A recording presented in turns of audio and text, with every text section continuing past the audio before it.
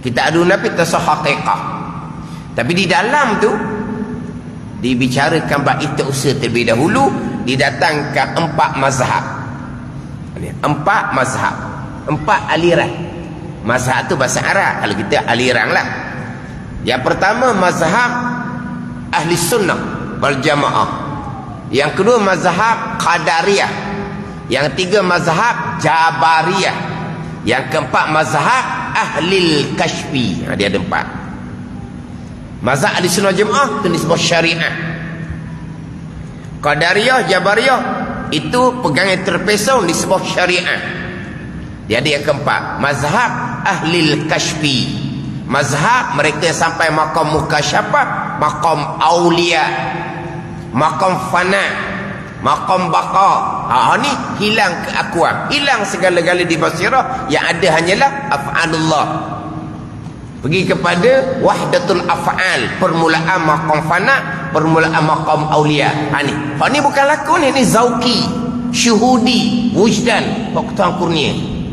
Hak belajar salah ni, dia duduk makan syariat, dia nak lakukan hak mazhab ahli kashfi, akan tunduk pada jabariyah. Itu bukan mazhab ahli kashfi, sebab mazhab ahli kashfi aulia. Dan mereka yang nak hilang kakau ni aulia ke tak? Tak. Mereka mazhab jabariyah. Itu terpesong. Ini sekarang. Ini semua ada dalam pengajaran sekarang. Terutama sekali hak qadariyah. Kalau lebih berat ada qadariyah pun ada. Macam mana ahli sunnah jamaah dalam bab istiusaha. Qadariyah, jabariyah punya macam mana? Tu kena mantap molek. Tak lepas sini pun orang nak. Ini bab akidah. Sekarang kadang-kadang dia kurang nak cara payah. Dia kata kalau cerita pun sekali cerita orang kampung tak faham, 2 kali cerita bertambah pening, 3 kali cerita kau pening lagi. Betul lah. Saya lalui lama dah perkara ni, belas tahun dah. Macam-macam dah saya hadapinya. Nak bicara bab qada qadan, macam-macam dah hadapi. Jumpa bagai-bagai orang atas bagian masing-masing lah. Senyum mewek daripada awak, senyum mewek daripada awak. Pada senyum mewek, relax je, senyum je. Jumpa kemudian Ustaz Ustaz ajar tu, itulah pegangan saya selama ni. Tapi tak erti lah nama apa hak salah, saya tak erti. Nak datangkan ayat Quran hadis Nabi, saya tak erti. Tapi yang Ustaz mengajar tu, itulah pegangan saya. Ada ni, senyum je, mudah je. Orang biasa, bukan orang terkehadapan, orang biasa. Pada ni ekor je lah, makmum je kita kata. Hak berat-berat, hak payah-payah, bukan orang biasa, orang terkehadapan kadang-kadang. Jadi apabila orang dengar payah nak cerita tu, dia pakai rekah-rekah dah, cerita seperti lalu. Awak faham ke, awak tak faham ke, awak lah, orang senang.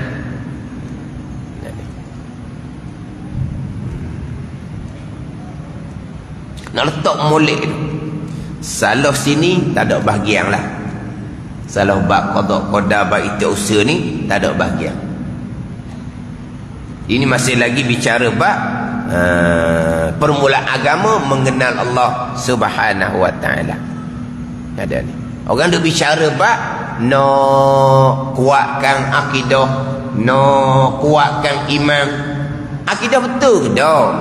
Iman sebenar ke dak? Sekarang ni kan kita nak kuatkan akidah, nak mantapkan iman, kita perbanyakkan wa amal. Atau mudah sekarang ni, datangkan ajar wa amalan ni, banyakkan baca Quran, banyakkan selawat, banyakkan berzikir, akan memantapkan iman, akan memantapkan akidah kita.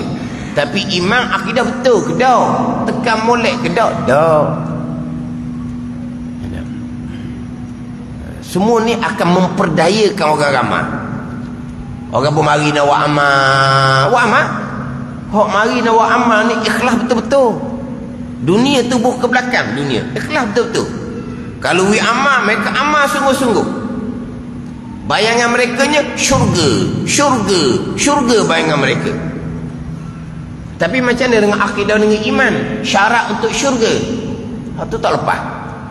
Tak lepas tu. Tapi bayangan dengan amal ni, bayangan mereka syurga. Hati mereka pun sedap dah, tenang dah, gembira dah. Kalau mati pun pejam rapat dah mata. Sebab apa? Syurga dah. Tetapi orang yang bawa tu pula, dia ada tak penekanan berkaitan dengan akidah iman tu sendiri.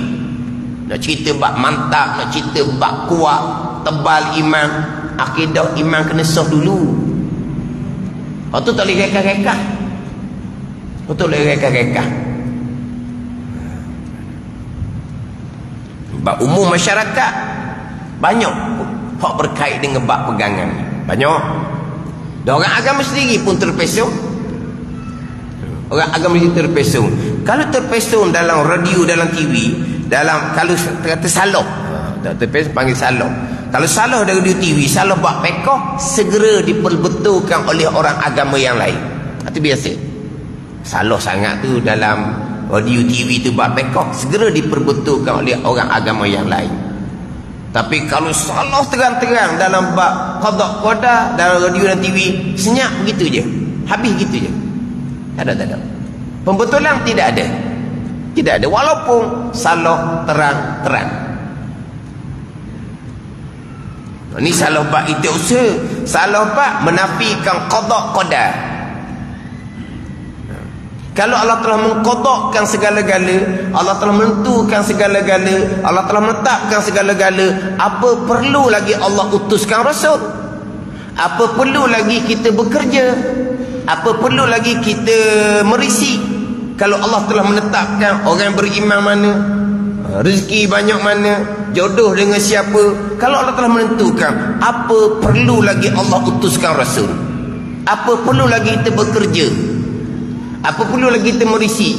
Kalau iman kufur Allah Ta'ala tentu daripada azab, rezeki Allah Ta'ala tentu daripada azab, jodoh pertemuan Allah tentu daripada azab, tak payah buat apa lah.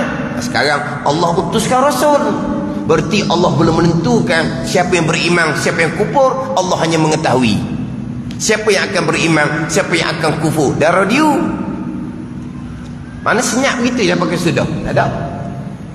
Pembetulan? Tak ada. Tak ada. Mana dinafikan qada Allah, Allah hanya mengetahui.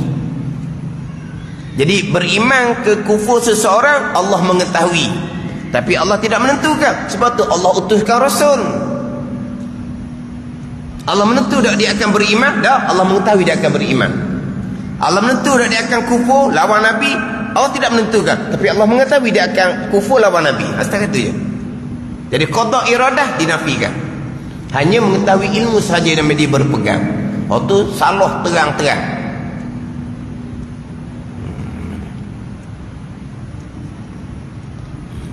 Nak memahamkan betul-betul payah dah. Mari pula kok taruh maru. Waktu lagilah. Ini bab ikhtiar usaha pula. Waktu lagilah pula nak kena kemah molek. Kita di sunnah berpegang hamba ada pilihan dan perbuatan, melakukan ketaatan, meninggalkan kemaksiatan, itu semua ada pilihan hamba sendiri pada zahir, tapi hakikinya itulah qada qada. Tapi pada zahirnya memanglah kita belajar, kita pilih, kita yang buat sebebas-bebasnya. Kita mari masjid, kita pilih, kita buat sebebas-bebasnya. Kita tidak ditolak, ditarik, dikawal, tak ada. Sebebas-bebasnya. Nak meninggalkan maksiat, nak mengerjakan maksiat, sebebas-bebasnya. Hamba yang memilih, hamba yang melakukan. Ikhtiar dan usaha hamba pada zahir. Tapi bila hamba meninggalkan maksiat, itu qada qada. Hamba mengerjakan maksiat, itulah qada qada. Mana wajib berpegang hamba ada pilihan dan perbuatan hanya pada zahir sahaja, majazi. Majazi sahaja. Hakikinya sekalian qada dan qadar Allah Subhanahu wa taala. Sebab tu saya ulang dalam kitab Minhajul Abidin, terdetik di hati pun qada qada, ikhtiar pilih hati. Qada qada lah. Mazali kata berkelip mata pun qada qada. Ni usaha hamba gerak diam ni. Semestilah qada qadar Allah Subhanahu wa taala itu mudah saja. Rukun iman yang keenam sekalian qada qadar, tidak terkecuali walaupun sebesar zarah. Sekalian, tidak terkecuali walaupun sebesar sekalian. Sekalian tu ribuan kali saya kata. Ada orang soal panjang, orang soal ni orang berkenaan lah, orang datuk, orang berkenaan. Ustaz, sekalian saya pegang lama dah, sekalian qada-qadar saya pegang, tapi takkan hok jahat qada-qadar juga. Tadi kata sekalian dia pegang, tapi takkan hok jahat qada-qadar. Satu, sekalian saya pegang qada-qadar, takkan pilihan perbuatan hamba qada-qadar pula. Pening pula kita dengar soalan, baca soalan tu. Soalan ni orang besar. Soalan panjang. Saya pernah baca soalan tu dari radio. Panjang soalan tu. Saya pun baca dulu. Saya baca macam silap pula baca. Sebab apa? Sebab boleh makan dia orang. Orang baca dengar soalan tu, oh tu bahaya sungguh. Dia bahaya soalan tu. Sebab orang boleh terpengaruh dengan akal. Itu akal. Saya baca dah radio. Sekalian saya pegang, tapi takkan hak jahat qada-qadar. Sekalian saya pegang, tapi takkan itu usaha hamba qada-qadar. Dah kata sekalian pegang, hak jahat pun masuk dalam sekalian, perkara jahat pun masuk dalam sekalian qada-qadar lah. Hak rukun mekanan tak lepas situ. Wahara sekali. Dan saya baca soalan tu dah radio, wahara lah jadinya.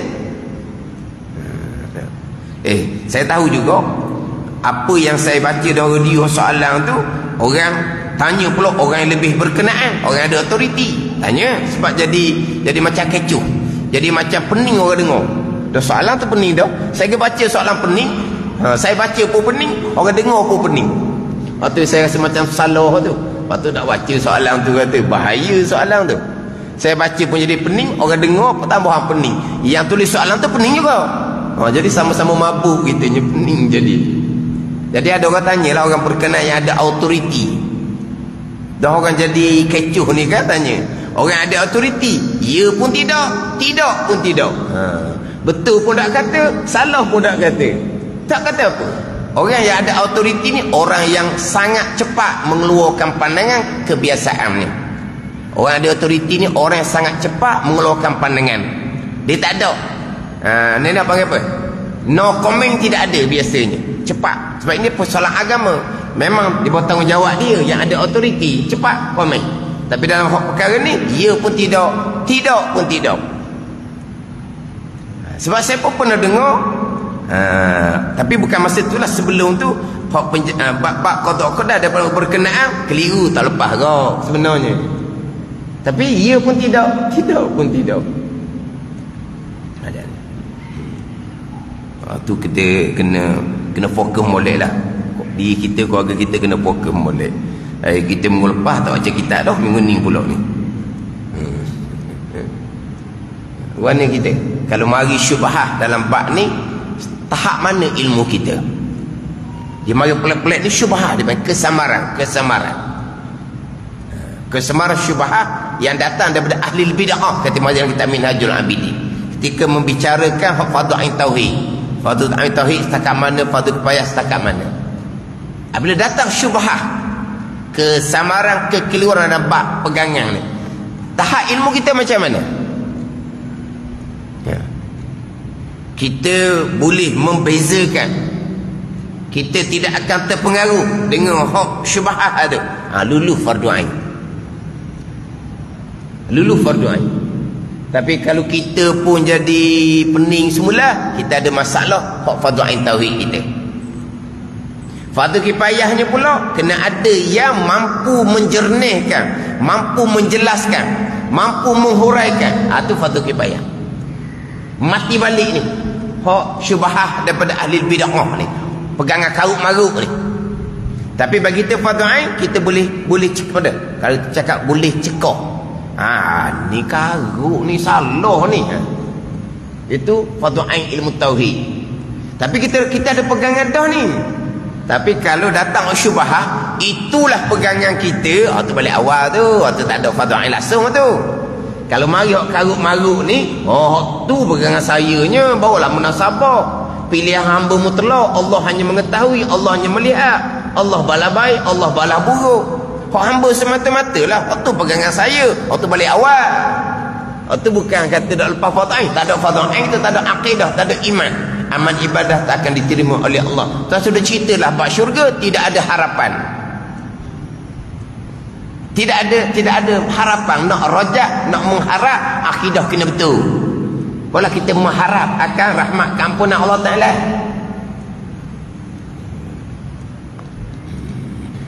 Mana tahap kita macam mana? Kalau datang syubhat kesamaran, macam mana? Ni salah. Fardu ain kita okey. Salah macam mana? Saya dah pandai nak cerita. Kita tak ada ilmu fardu kifayah. Tu je lah. Tak berdosa tu nya, tak ada ilmu fardu kifayah. Tapi macam mana kita nak huraikan syubhat tu kepada anak isteri kita? Kita kalau kita tak pandai, kita sama-sama belajar. Sekadar tu je lah kita ni. Mana tahap kita tu sendiri.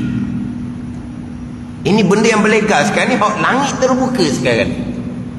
Kata sekarang ni 5 tahun 10 tahun ni kan langit terbuka. Dahulu senyap gitu je. Dalam keset-keset gitu je tak terbuka. Sekarang terbuka di hujung jari. Mari macam-macam. Hak dipotong setakat 3 minit, 4 minit, 5 minit tu cukup dah mengelirukan. Tapi bagi hak tak belajar bab pegangan, itulah pegangan. Tak ada keliru dah. Itulah pegangan mereka. Ada benda lah habis cerita.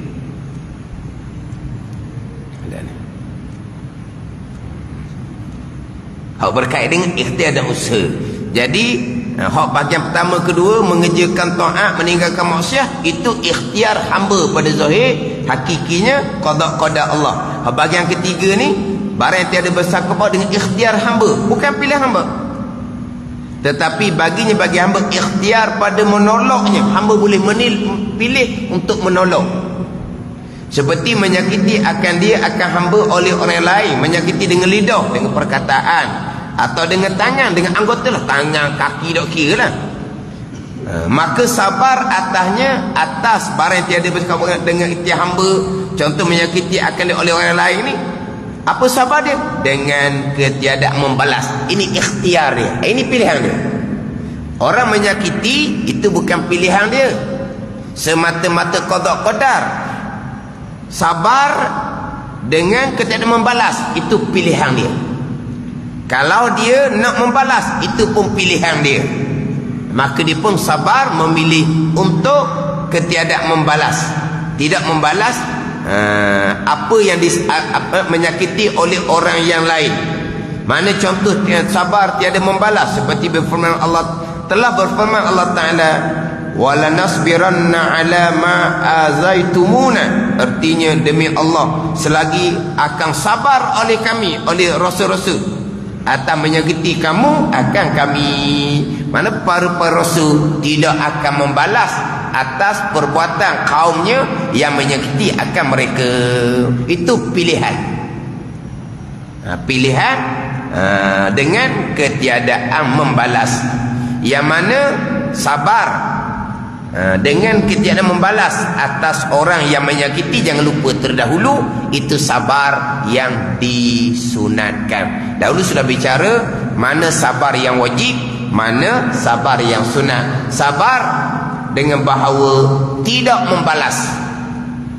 Tidak membalas pilihan kita. Nak balas pun pilihan kita. Kita pilih tidak membalas. Itu sabar yang disunatkan. Tidak membalas atas nenek orang yang melampaui, yang menyakiti akan kita. Itu bagian ketiga. Bagian keempat, barang yang tak ada masuk ia sama sekali di bawah ikhtiar. Ini tidak ada pilihan hamba. Dan hamba tidak ada pilihan untuk menolak. Seperti mati kekasih, mati orang yang dikasihi. Mati itu bukan pilihan hamba. Mutlak semata-mata qada qadar. Dan hamba tidak ada ikhtiar untuk menolak. Hak yang keempat ni lah hak sabar yang paling tinggi. Wallahu a'lam. Bismillahirrahmanirrahim. Alhamdulillahirabbil alamin. Wassalatu wassalamu ala sayyidil mursalin wa ala alihi wa sahbihi ajma'in. Allahumma ftah alaina futuhal arifin, Allahumma allimna ilma aqdamin, wa fahimna famas sabiqin, warzuqna ruqat talibin.